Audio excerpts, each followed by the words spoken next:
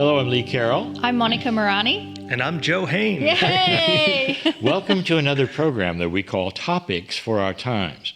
This is the 6th episode in the series. This show is based on many things that are difficult to deal with in life, so very hard to talk about. But every so often, there's an individual who's exceptional, unusual, and helps us to work the puzzle. You know, life is this way, and there are many who experience really tough things to deal with. It's more common than we think. And this is one of those.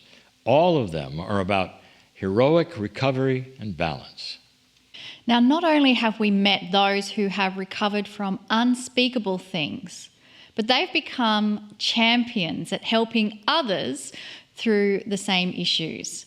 And this is what this program is all about. There's so many kinds of situations and so many stories to tell. And Lee and I want to present the gems, a peek into the lives of some of the ones who are making a difference in their life and in the lives of others. The past 5 Topics for Our Time programs have met with such heartfelt thanks from so many of you. Thank you.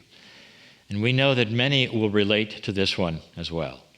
Let me introduce to you one of those gems we speak about, someone who went through it, figured it out, and wants to help others on the same path.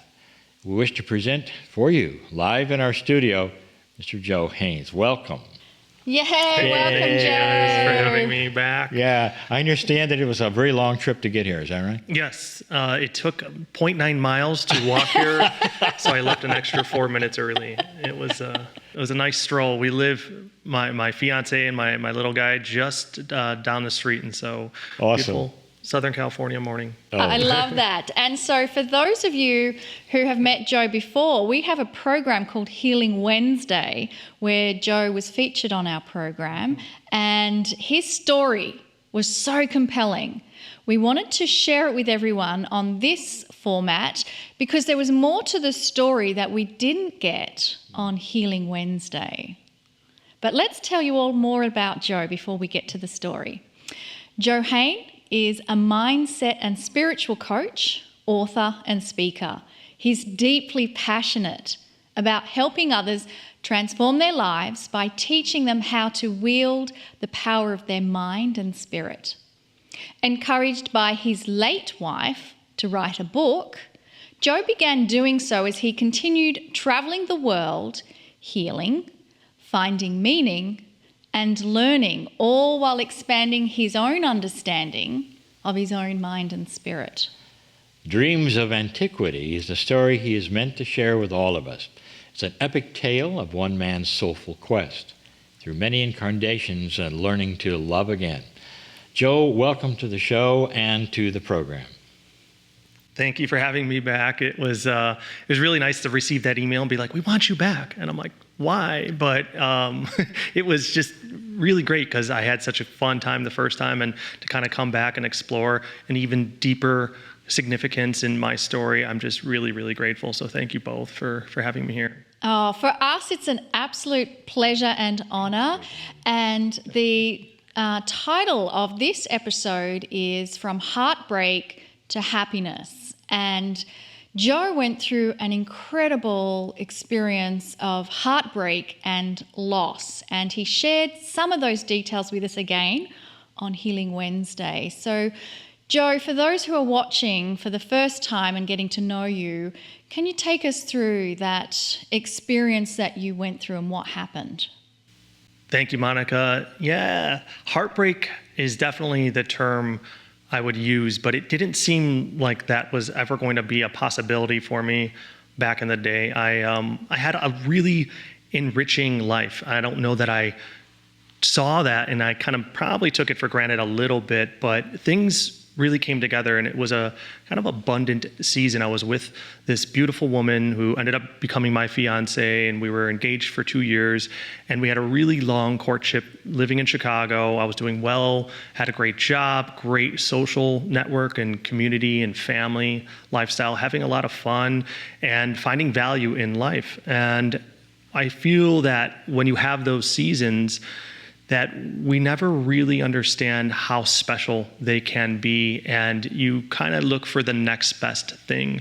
And I found myself starting to do that a little bit, getting outside of what was really a magical season and time in my life. And life kind of makes you realize that you shouldn't be taking that for granted, and it can humble you. And I feel that happened with the diagnosis of my wife receiving cancer. So it happened about a year after our marriage. We got married in Costa Rica, and it was a really magical, beautiful ceremony and time. We're like on top of a mountain, and hawks were circling above as the sun is setting into the ocean. Just kind of very poetic and magical. And then we came back to life, and shortly after that, she received her diagnosis. Came out of the blue, and it was for lung cancer. It wasn't much to it at first. It was, of course, terrifying, but we felt pretty confident that we could navigate this as best we possibly could. She was asymptomatic. We kind of found it at a good time, but we were just slung into this state of kind of chaos, but trying to really hold on to our love, being really an anchor into and through this challenging season. So we looked for treatment options and things were okay, but then we had to suffer the loss of her father, who was also diagnosed with cancer. Then my grandfather passed away. So it was a really hard season. But Jessica, my late wife, she was doing well. Again, asymptomatic, and then ultimately got the notification and the celebratory response from the doctors that she was in remission.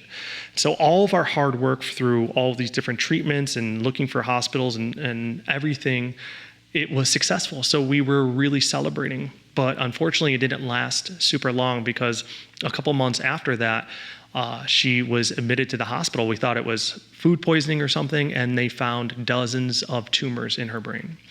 And that's where things got extremely serious, because now it was all hands on deck.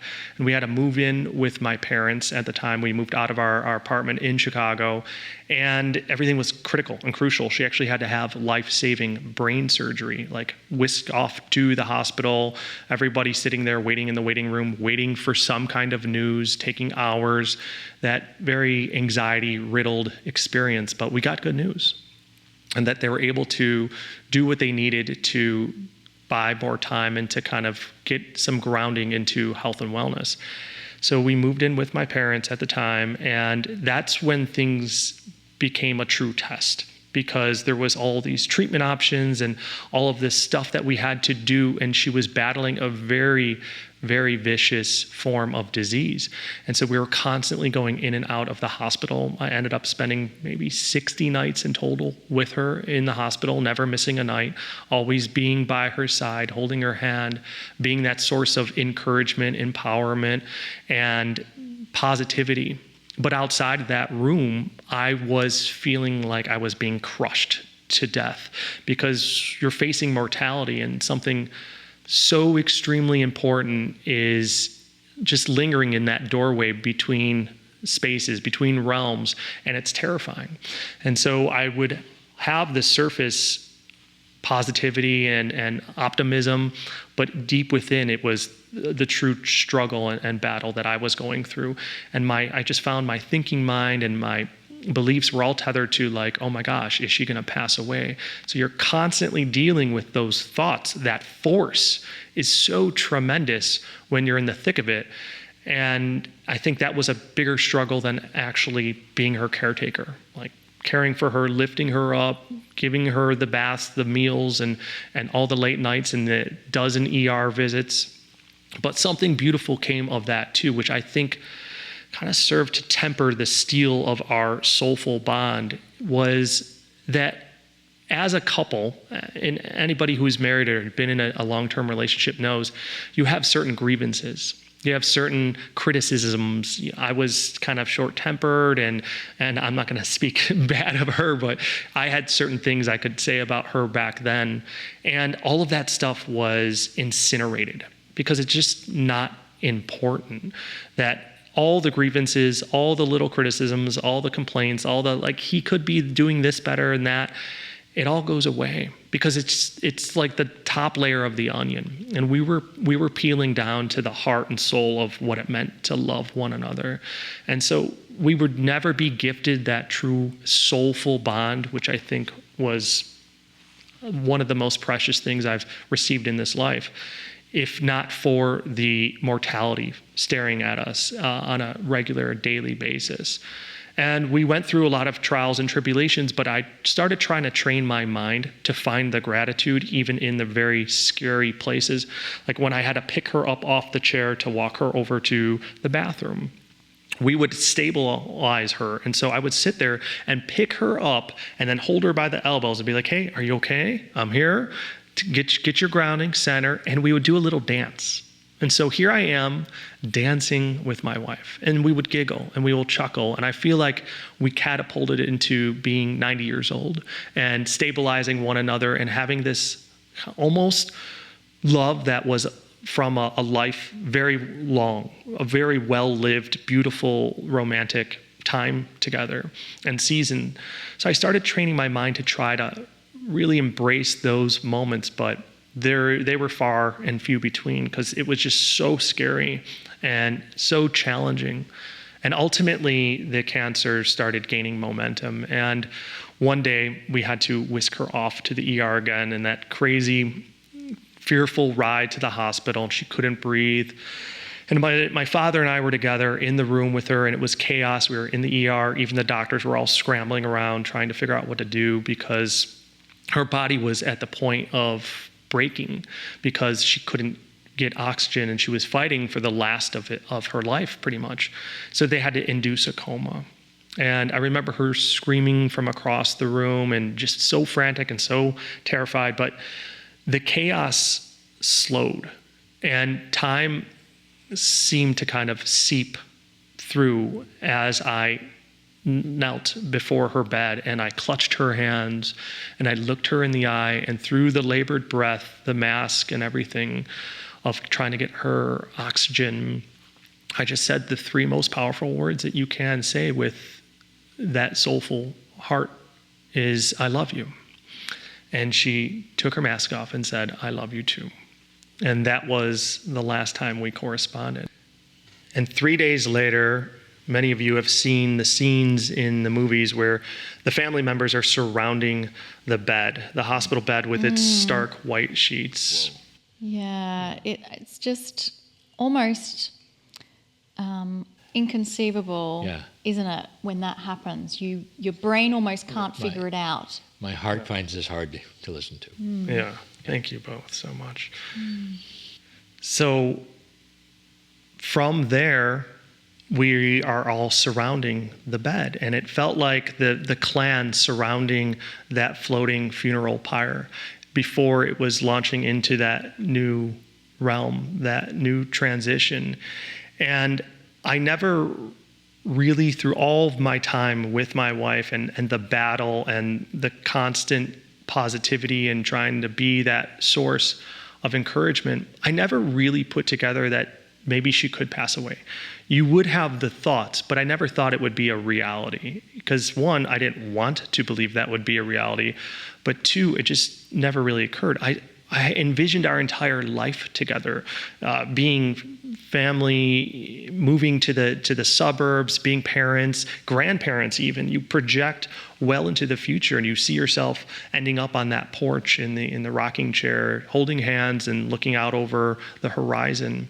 And so the thought of not having that, I was so absorbed in that identity and that dream, that beauty, that it never occurred to me that I would hear the doctors say, she's not in there anymore.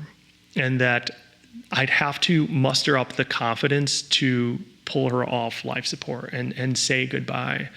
And I took as much time as I needed preparing myself in the room with Jessica, holding her hands and just telling her everything that was within my heart and soul that she already knew, but I needed to say it again as I prepared to say goodbye.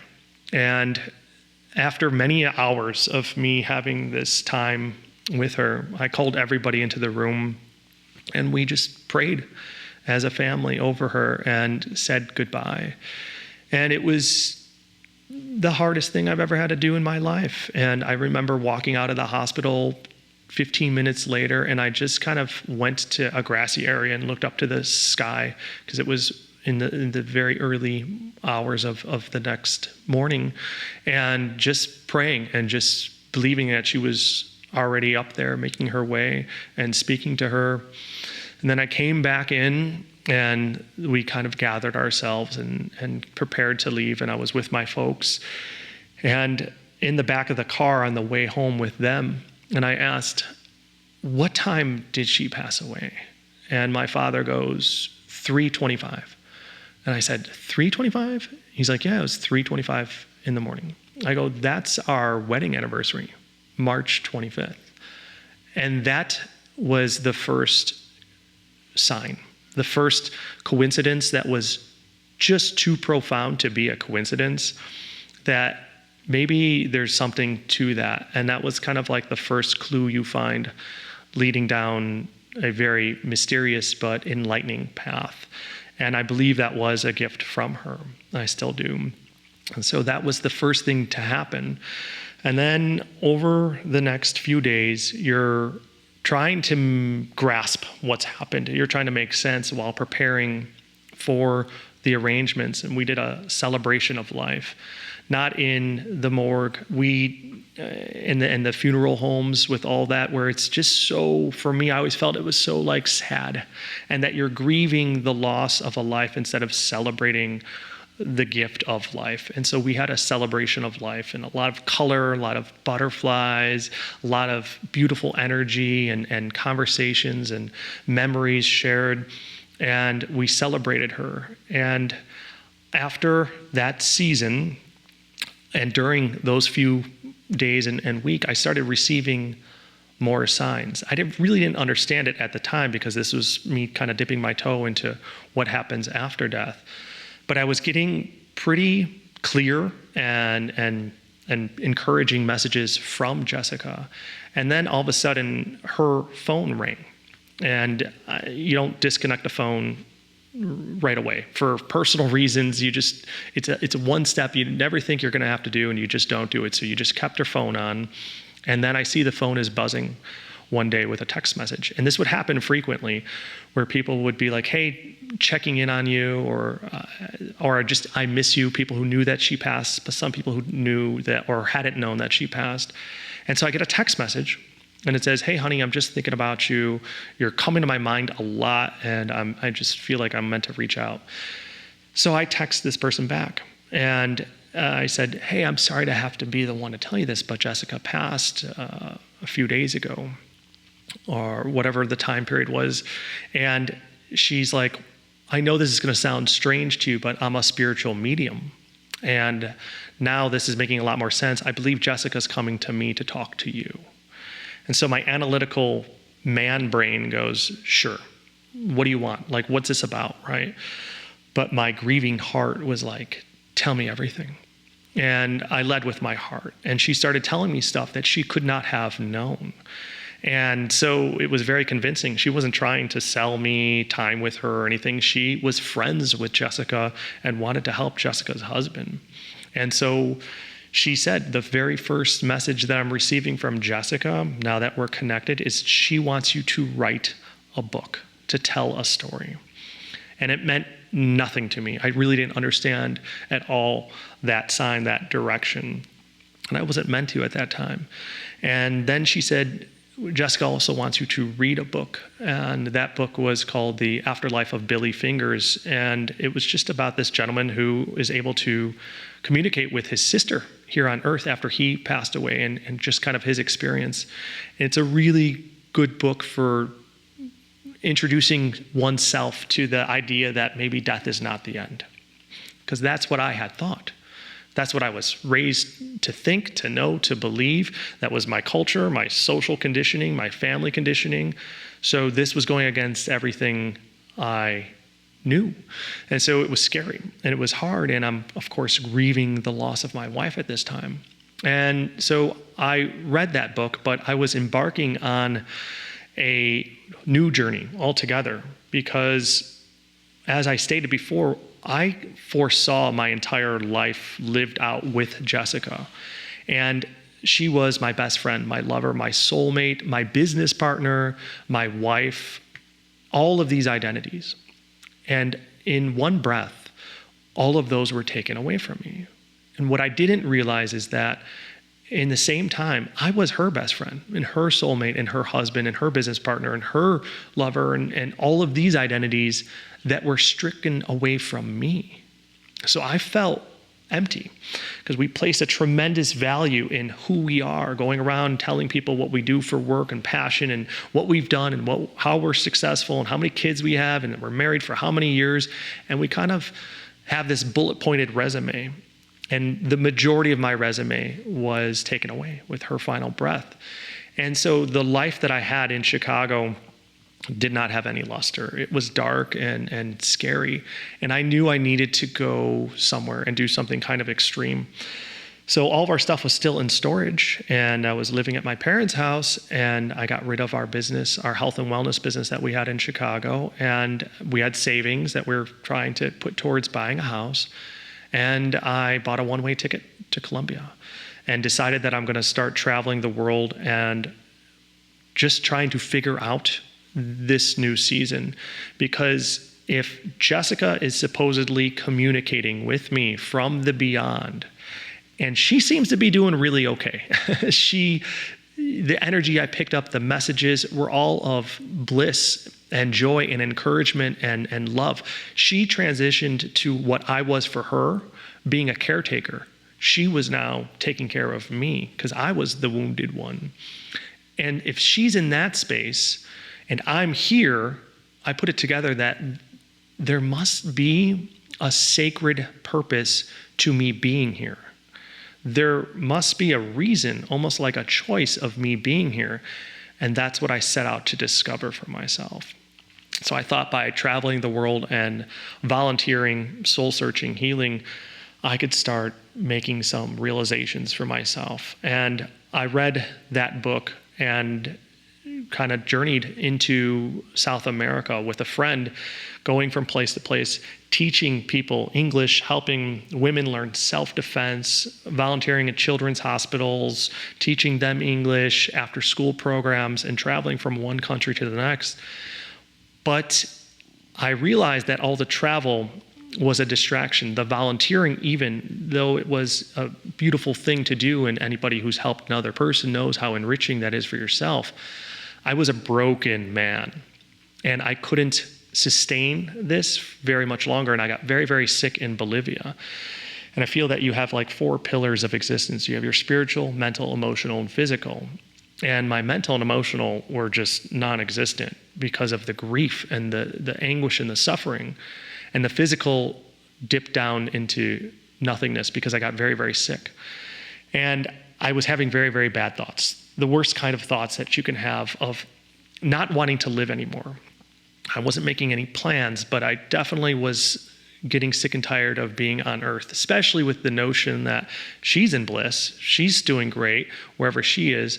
But if this is a sacred plight, then I have to figure out another way. I have to make a transition for myself so that I can start discovering some stuff within and externally that makes me happy, that makes me feel that love again that I felt with her. Because everywhere I went, everything I did, I was looking at life without her. So it was the deepest form of attachment, expectation. And I realized that the food went bland, the experiences were dull, the places were not as bright because I was seeing in black and white.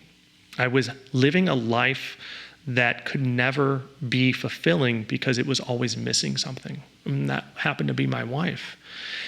And over time, I decided that I needed to change that perspective. That was the thing that was destroying me.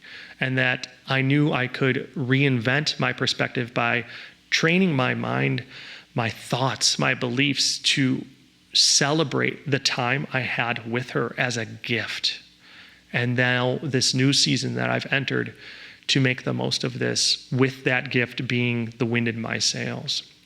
I ended up going back home for a small stint to Chicago, and I was walking down the street, and it's the dead of winter in Chicago, and I was covering my ears. I was meeting a dear friend, very close friend of mine, for lunch, and not many people at all knew. I didn't make this social announcement I'm coming back home, I actually felt a little defeated because I wasn't still continuing to travel the world and volunteer. So I kind of kept to myself, only meeting the people that were very, very close. So I'm walking down the street, but I had already decided to move to Costa Rica in a week, where we were married, the country there, and to try to invest in my own sacred journey of healing without traveling from country to country, place to place, volunteering. And so I'm walking down the street in Chicago, and the wind is whipping by. It's -20 or something ridiculous, and my ears feel like they're going to be torn off my head. And I'm like, should I get earmuffs? Like, you have that question. Should I go invest in earmuffs when I'm leaving to go to Costa Rica, where it's 85 degrees and 90% humidity in 6 days? And my analytical mind's like, no, that's stupid, right? But I'm walking for 4 blocks, covering my ears, and I finally show up at the restaurant, and I sit down, and my friend is late, and I get a text from the spiritual medium who's been guiding me ever since, helping me, giving the messages from Jessica, the signs, and telling me what they mean. And she just goes, Jessica told me to tell you to cover your ears. And Oh my goodness. That is just such I love this part. beautiful, beautiful woman logic. Oh, Because yeah. I would have done the same thing. Buy Yeah. the earmuffs, get Yeah. rid of them. Yeah. Yeah. This is already such proof that we believe. Yeah. Yeah, and it was refreshing, because it was a sense of humor, that spirit, that the universe, that the world as I saw it with source and everything has, and that really just fulfilled me in that sense, that you have this relationship after you lose somebody, and you believe that because you can't communicate, because they're not in the room with you, that you stop talking. You actually kind of stop having the relationship. And it's kind of like, if I weren't able to speak with my spouse, I would find a new way to communicate. I would write things down. I would use my phone or a letter or notepad or something, and we would still engage in that communication. And that's what this was. It was her communicating with me in a new form. And so I started opening up my perspective to look for these things, because I wanted to receive any kind of signs that were flowing into my life from Jess. And life got a lot more magical, because now I'm dialing into the spiritual path, not looking at all of the little fault and flaws and the struggles from day to day and paying bills and this happening and traffic and all the things. I'm looking for the beauty in life, for those signs, those spiritual nudges and encouragement. And so everything took a shift upwards, and the timing was great, because I ended up moving to Costa Rica after buying earmuffs, of course, for 6 days, and donating those to my brother before I left. And I settled into Costa Rica. And that's where I really started training and learning and educating myself on the power of one's mind. And I started reading a lot of scripture, texts, universal truths, esoteric, spiritual considerations, a lot of self-help books, while working on my physical and spiritual well-being. So a ton of meditation, swimming in the ocean, getting sunlight, being active, going on hikes, doing everything I could to enrich my body, to help my body fuel my mind and my spirit for the better. And eventually, through all of this adventure, traveling through Costa Rica here and there, but kind of having it dialed into a main spot, I decided I wanted to go on a bigger adventure and buy a old Land Rover, a 1971 Land Rover, and drive it all the way back to Chicago. And everybody, including my mother, thought I was absolutely ludicrous and insane because of all the horrid stories you would hear about the different countries between Costa Rica and the United States. And I didn't listen. I didn't care. There was something within me that knew I was meant to go on this voyage, and that it wasn't going to be scary and horrible unless I thought it was going to be scary and horrible. And I didn't think that. I didn't believe that. I believed it was exactly what I needed to do. So I prepared this safari vehicle for a 10,000-mile trip. I was probably a little bit unrealistic about the capability of my truck, but through that adventure, I met a lot of people stranded on the side of the road from breakdowns, or in the desert, or in the jungles, and you learn that people love helping. And I went on this soulful journey. And all the while, I'm dreaming of Jess. She started visiting my dreams quite frequently and giving me guidance and messages. And it's not like I was dreaming of her. The dream was where we met. So it was like a location, like meeting a friend for coffee. So I'd go there and spend time with her. And depending on the season of my mental, emotional challenge, she would give me a little bit of advice, a little bit of guidance, just love, encouragement. So these things were very beautiful. My perspective is rising. I'm seeing that there's a transition between my perspective going from black and white to color. Because now I'm embracing this season, knowing that I was gifted to not only have Jess in my previous season, but now in this one in just a different capacity. And I am driving through Mexico. I've made it all the way to Mexico, all these crazy adventures, meeting all of these people. I read more afterlife books, understanding what happens to the soul after, which really helped liberate me from the grasp of grief there. And I pull into a little town outside of Puerto Vallarta one day. And I remember this. It was because the day before this crazy, beautiful event happened, I parked the car, go to get my bag, and I slung my backpack over my shoulder, and I'm walking to the little dwelling that I've got for the night or two, seeing the ocean and beautiful Mexico and everything, and I feel these things like crawling up my neck. And I'm like, oh, what is that? And I turn around, and there is a horde of ants crawling all over me, which, as you can imagine, not super comfortable. And so I'm doing the whole crazy like shake and samba and getting these ants off, and they were with me in the truck for seven hours. They came from a whole different place of Mexico, latched onto something that I had buried in the back of the truck. And I'm dancing around in this little village, like the only white guy around in this, and people I just saw, looked over, and the woman who was like sweeping just stopped and staring at this man who she doesn't know is covered in ants doing this crazy dance. And so you kind of see it from a macro perspective, and it's hilarious. And I eventually made my way back into the place free of ants. And I was going to leave very early the next morning. And I'm sitting there, but it's raining. It's pouring rain out. And it's about 4:30 in the morning. And I'm sitting there just kind of pondering life. And I'm reading the history of the world. And I'm learning about souls and reincarnation and the plight of the soul. And it hit me what book I was meant to write. And I thought of the very first chapter and the last chapter. All that while, I hadn't been really thinking about the story, the book that Jessica told me to write with her very first message. And it just dropped within me like an iron anvil. It was just so profound and magical and beautiful. And it was like my eureka moment. And I ended up being in the car that day driving, like crying, because I knew this story was so sacred and beautiful. And now I had this new charge, this new purpose to write this book.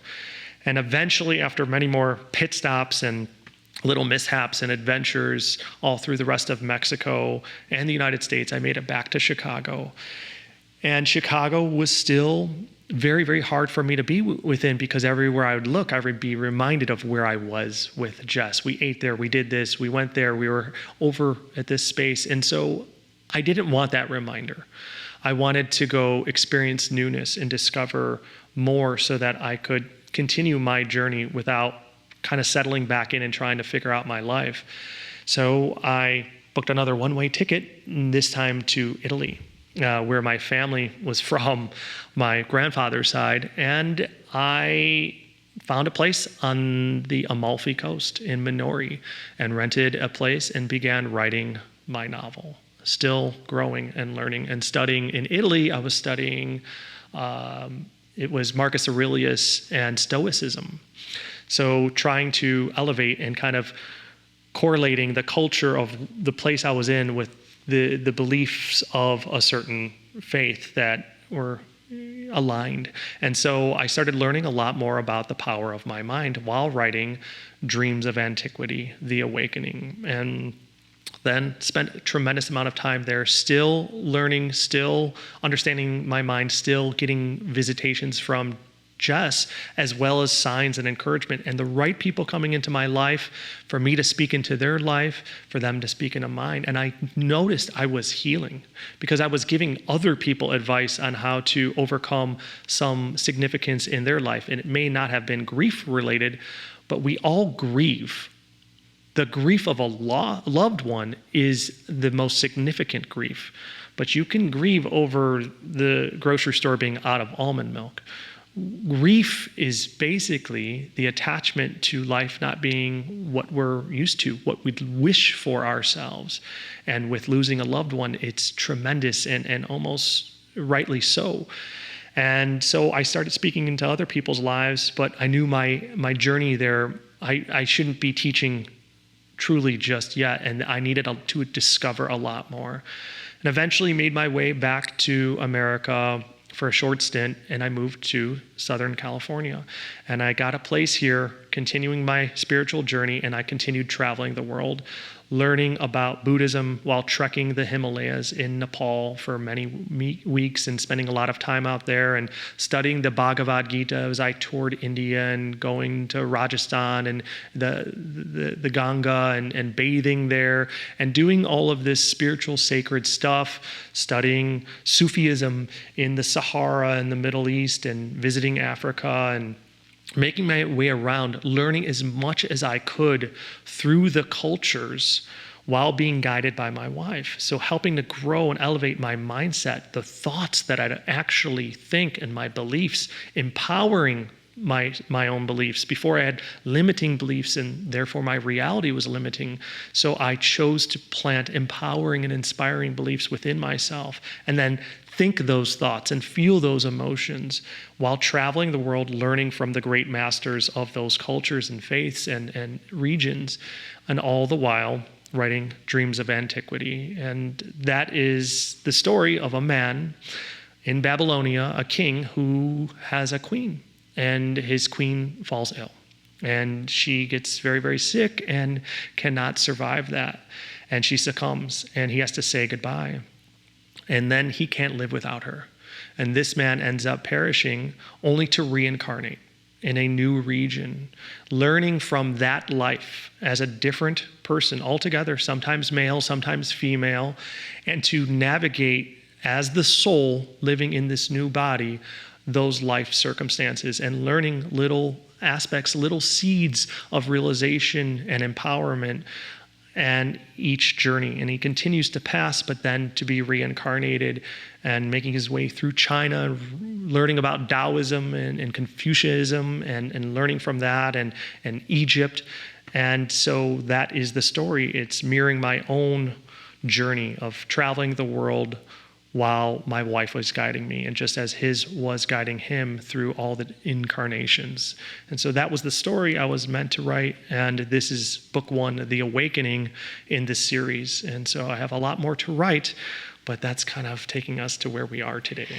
And I think anyone who has experienced that loss, that significant heartbreak, whenever someone says, you will get through this, and you will find love again. In that moment, it's impossible to believe it is so. And yet, Joe, you introduced yourself living close to our studio with a beautiful partner and child. So tell us how that came about. Thank you for asking that. It's a beautiful question. I'm happy to talk about that all day long because I love them dearly.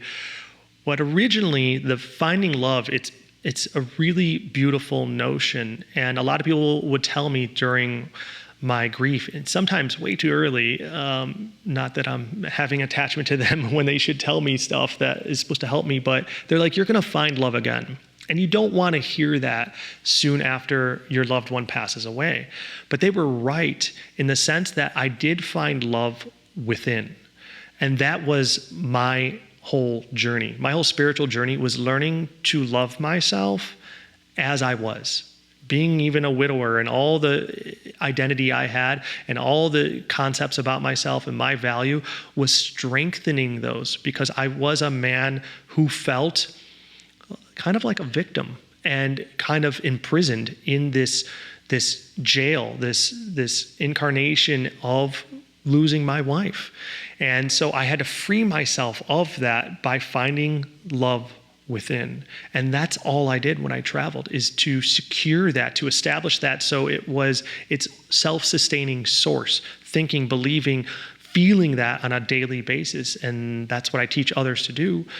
And ultimately, I discovered that. And now it is this self-sustaining magic and energy within myself that I feel humbled with gratitude for who I am and the life I am living. And with that, I knew I wanted to love again. I'm a very soulful man. I like to take care of people. I like that enrichment of the partnership. And I also wanted to be a father. And so as fate would have it, I started working on attracting that for myself, is having the visualizations of what it would be like to have the romance and to be in that new season. And I was very, very rusty at dating. I hadn't done anything like that for many, many years. And when I did date, I was a bartender in Chicago, so I didn't really have to try very hard. But now I'm not a bartender. I don't have that slab of wood and a lot of alcohol to date women. So I had to kind of get comfortable, and that's what the universe does. It gives you the experiences for you to grow through and become comfortable again. And so I did my best to date, but ultimately I walked into an office one day and I was working and doing some consulting and for this gentleman, and I walked in, and I would walk into a lot of dental offices, and I saw this woman, and I remember kind of losing my breath, and I went, oh wow. In my mind, I didn't say it out loud because that would have been creepy, but in my mind, I said, oh, wow. And I've only said that once before, and that was when Jessica stood on top of the flight of stairs in Costa Rica, coming down to be my wife. And I knew something was special in that moment in that office. And so I struck up a conversation with that girl, and we had a good connection. And ultimately, when I left, I talked to the gentleman who owned the place, the doctor there, and I said, hey, I know this is weird, and I don't want this to be the wrong message here, but I really felt this connection with Suzanne. Is there any way I can get her number? And he's like, we had dinner 4 days prior to that, and he's like, the weirdest thing happened. After we had dinner, he's like, I had a visualization that you two would end up together. And I was like, you're moving too fast for me right now. Slow down. Yeah, I just want her number. Oh, yeah. But he's not a very spiritual man. And so it was really a beautiful thing. And so I asked for her number, and she said no. Obviously, I'm friends with her boss. I live in San Diego. I was up near Sacramento in the Bay Area. And she's like, how could that ever work? But her teammates kind of encouraged her and said, it's just a phone number. You're going to have a conversation. And so ultimately she caved. And we had some great conversations over the following weekends. And then what happened was I asked if I can take her out to dinner and drive up to that area again. And she's like, why don't I come down to San Diego? So she came down, and we discovered that we have the exact same tattoo. It was the first tattoo that I got with my wife, which is a compass with my late wife. And love is the north for me on my compass. And she has a replica, almost precisely the same imagery on her rib cage. And I trained myself to look for signs. And this was a very immense, profound sign. And so it was a really beautiful encouragement from the universe and from Jess, I believe, that this is something important and special. And we weren't rushing it. So I was a widower, which is not something you love putting on your dating resume, right? It's not holding a lot of gravity there. But again, I found self-love. And I knew that somebody's going to have to value me through and through for who I am. And that if somebody doesn't, that's good for me because they're not aligning with my value. And therefore, I'm not wasting my time. I'm not wasting their time. And there's somebody out there for them. But there's somebody who's going to have to step in to be my partner, who's going to have to be secure with me telling them I'm writing a book about my late wife, to have that confidence and her own self-value and her own self-love to stand by there and encourage me and help me and support me through that, and me through her trauma and her past, and for us both to grow together. And ultimately we did. And it's a magical situation, and she moved in, and we had a lot of hardship. We were together for a while, and we definitely went through some learning curve because we were both getting beyond what was holding us back and having to illuminate that and then work ourselves through that through healthy communication and love and support and recreating that in a new space. But I was much more well equipped because I wouldn't be able to do that if I was the man before. And so I'm stepping into this place of a fiance. That's what I became by asking her to marry me one day. And she said yes. And we moved in and started this life, and then ultimately decided that we wanted to be parents. And so now we have a 19-month-old together, little Oliver Holden, and I can honestly say this is the absolute best season of my life because my perspective is trained to see it for what it is. And so I'm really celebrating in humbled gratitude. So beautiful. And really the heartbreak to happiness, the key to unlock that was self-love. It really was. And that, I think, is the message for anyone tuning in who is going through some difficult times right now. Also, if I could mention it, Joe has done the work here. You're not going to have to go through all of that and go through the world. I think the book is going to take you there, and of course, the whole idea is awakening, and it's awakening to self-love. A lot goes on in our minds, and I know that Joe has discovered, and all of his research and all of the things that he has looked at and the spirituality that is examined has brought him to something that brings him here. And that something is the answer. And that answer, truly, is about loving yourself. So there is a little shorter fast track than having to go around the world for this. But I know there are so many of you out there that have this kind of a situation. And as Joe pointed out, there's levels of it. But wow, to see somebody go through this completely and really dedicate finding the answer is just astonishing to me. Thank you. So there is, again, there's a short track to it. The book is going to be something that I think that you're going to want to look at. I love the fact that it says awakening on it. And it's not a sad storybook. It is a redemption book. Absolutely. And this is why he's here.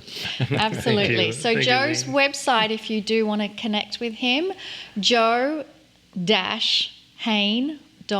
And the book again, it's Dreams of Antiquity, The Awakening. And Joe, is there any kind of final message that you want to convey to anyone who is going through some challenging times right now? Yeah, absolutely. With everything that we just discussed about the vital importance of self-love, it's kind of like reading an Instagram quote. You're just like, hey, you'll be better if you have self-love. It's like, thanks, but how, right? It's like, that's encouraging, but what do I do with that? And so I believe that the habit of better thinking leads to self-love.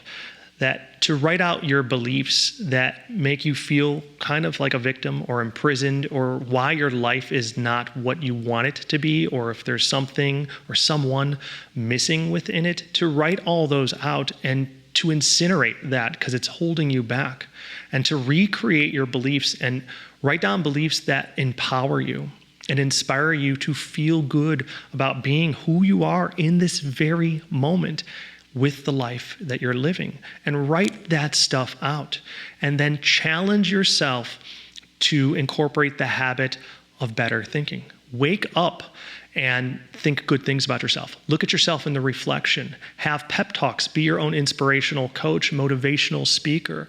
Throughout the day, set reminders in your phone saying, I'm proud of you. I love you. I know what it took to get to where you are, and it's inspiring. I'm impressed. Having these kinds of thoughts is replacing the ones that are negative, that are bringing us down and keeping us trapped. And so when we incorporate healthy habits, that leads to a routine, and a routine leads to a lifestyle. And if we incorporate a new lifestyle that is refreshing and empowering, that's a transformation. And that's where real change is made, making the habits to love yourself by journaling, meditating, reading, walking around barefoot, cold showers and baths, helping other people, volunteering, praising yourself, celebrating life, and enriching your experience with love on a habitual basis. And you will look back in not too far of a time and be like, wow, I'm a very different person. And my life is not all that different, but it's a lot more radiant. So beautiful. Great. Thank you, Joe, for both. sharing your story with us. And I love that kind of very simple phrase, make loving yourself a habit. So that's what we want to leave you with as we close out this wonderful episode of another champion of duality, a hero of the heart, Joe Hehn. So make sure you constantly remind yourself to love yourself. Thank you for watching. Bye-bye. Thank you.